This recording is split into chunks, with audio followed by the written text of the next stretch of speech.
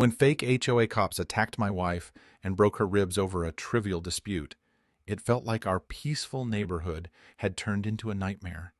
These imposters abused their fake authority with cruelty and arrogance, thinking they could intimidate us without consequences.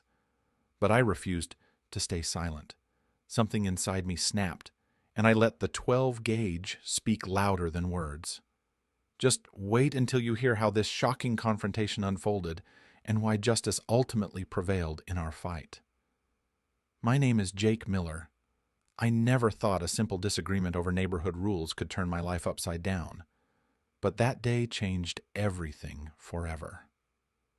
It was a quiet Sunday afternoon in Oak Ridge, the kind of peaceful suburb where everyone knows their neighbors and life feels safe. My wife, Emily, and I were finally enjoying a rare moment to ourselves. No work calls, no distractions, just calm and comfort. Then, out of nowhere, a dark van pulled up slowly into our driveway. Two men stepped out wearing what looked like police uniforms. But something about them felt off. They introduced themselves as HOA enforcement officers, claiming we had violated some obscure rule about the decorations in our front yard. Their tone was sharp, demanding. I stayed calm and asked to see their badges and identification. Just the usual, trying to keep things civil, but their attitude flipped instantly. They didn't want to explain or talk. Instead, they got aggressive. Before I could react, one of the men grabbed Emily and pushed her hard against the side of the house. I saw her wince, a sharp gasp escaping her lips as her ribs pressed painfully against the wall. My chest tightened.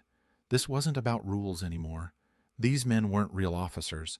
They were imposters, using fake badges and fake authority to bully us. And just like that, everything I believed about safety and fairness in my own home shattered in an instant. Emily was struggling to catch her breath, clutching her side as pain radiated through her ribs. Yet, those imposters didn't show a shred of remorse. Instead, they just laughed. Cold, cruel laughter that echoed through our quiet street. They mocked us openly, like we were nothing more than nuisances in their game.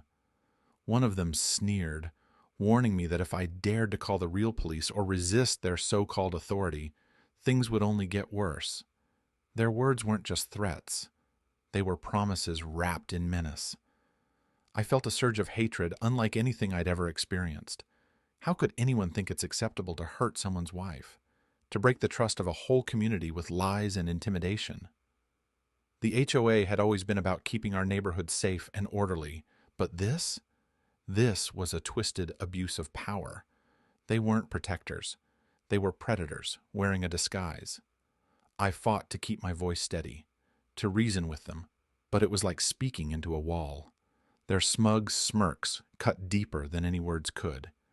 They didn't care about fairness or rules. I realized then that I couldn't let this injustice slide.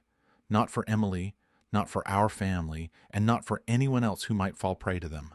I rushed inside, helping Emily carefully to sit down on the couch, her face pale and strained with pain. Without wasting a second, I grabbed my phone and dialed 911, but the nightmare wasn't over yet. Outside, those fake cops started vandalizing our mailbox, their voices rising with cruel threats, as if daring us to fight back. The minutes crawled by as we waited for the real police to arrive, but when they finally showed up, the imposters were gone, vanished like ghosts, leaving behind only fear and destruction. That's when something inside me snapped. Enough was enough. I refused to let these cowards get away with what they'd done, breaking my wife's ribs and stealing our sense of safety. I went to the closet and pulled out my old 12-gauge shotgun, a relic I hadn't touched in years, but one that now symbolized my resolve. Over the next few days, I pieced together who these men really were. They weren't just troublemakers. They were a small-time criminal duo, preying on quiet neighborhoods, disguising themselves as HOA enforcers to bully and extort unsuspecting families. When they came back, trying to scare us again, I made sure my message was clear. The sound of the 12-gauge spoke louder than any warning. The confrontation was quick, but final. They fled, and this time, When I called the police, the real law stepped in. The fake cops were finally caught and taken into custody. Emily slowly healed, though her ribs left behind scars, silent, painful reminders of that terrible day. She grew stronger every day. But beyond the physical wounds, something more important had been set right. The fake HOA cops, those imposters who thought they could terrorize our neighborhood with lies and intimidation, finally faced the consequences of their actions. Our community woke up to the reality hiding behind those false badges. People started paying attention, demanding transparency and true protection. The nightmare that had invaded our peaceful street was over. I felt a complex mix of relief and satisfaction. Violence was never my choice, but protecting the people I love meant standing firm, even if that meant making difficult decisions I never thought I would. It wasn't about glorifying weapons or conflict. It was about knowing when words no longer hold power and actions must speak louder. This story isn't just mine. It's a reminder that sometimes justice isn't simply handed to you. Sometimes you have to stand up and take it for yourself.